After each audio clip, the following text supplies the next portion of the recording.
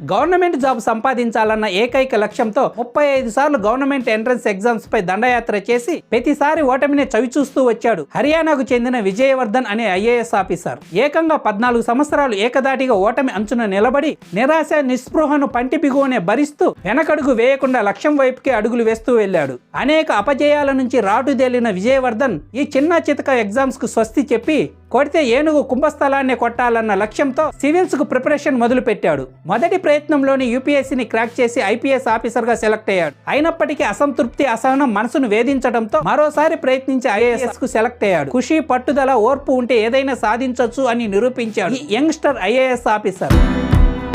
1980-90 దశకంలో బాగా పాపులర్ అయిన టీవీ యాడ్ వాషింగ్ పౌడర్ నిర్మా.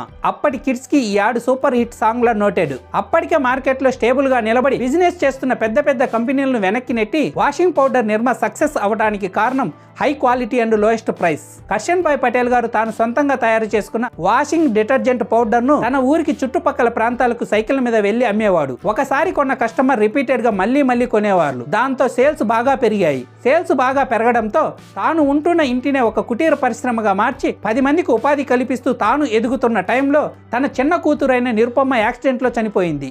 ఆ విషాద ఛాయలు పటేల్ గారిని ఎంతో కృంగదీశాయి. తన కూతురి జ్ఞాపకంగా ఆ కుటీర పరిశ్రమకు నిర్మా అని పేరు పెట్టి తాను తయారు చేసిన డిటర్జెంట్ పౌడర్ ను నిర్మా పేరుతో మార్కెట్లోకి తీసుకువచ్చాడు.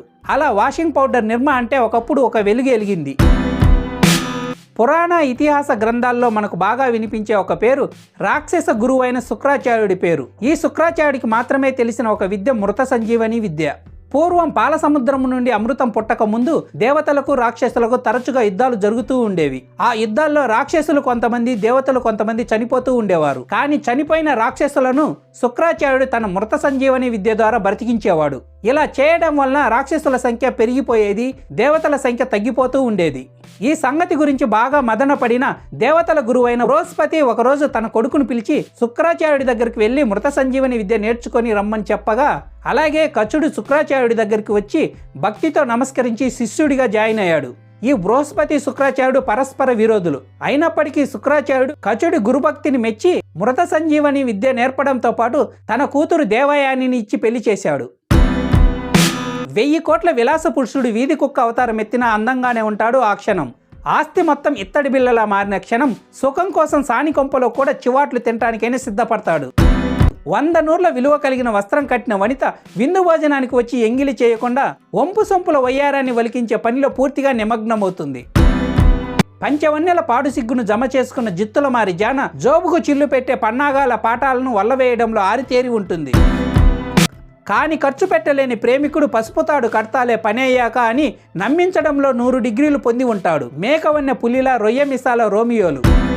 18 పర్వాలు కలిగిన శ్రీ మహాభారతాన్ని వేదవ్యాసుడు చెబుతూ ఉండగా విఘ్నేశ్వరుడు తన దంతాన్ని లేఖనంగా ఉపయోగించి రాశాడు. అతి పెద్ద ఈ ఇతిహాస గ్రంథాన్ని తెలుగులోకి అనువదించింది కవిత్రయం అనబడే నన్నయ్య తిక్కన్న ఎర్రాప్రగడ.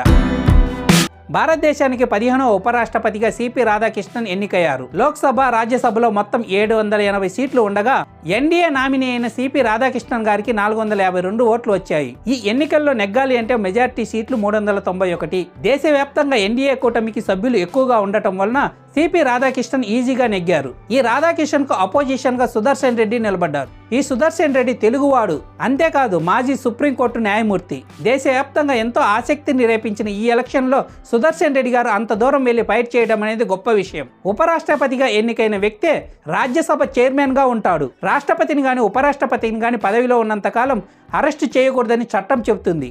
సో ఈ వీడియో ఇన్ఫర్మేటివ్ అనిపిస్తే లైక్ చేసి, షేర్ చేసి, సబ్స్క్రైబ్ చేసుకోండి. Thank you.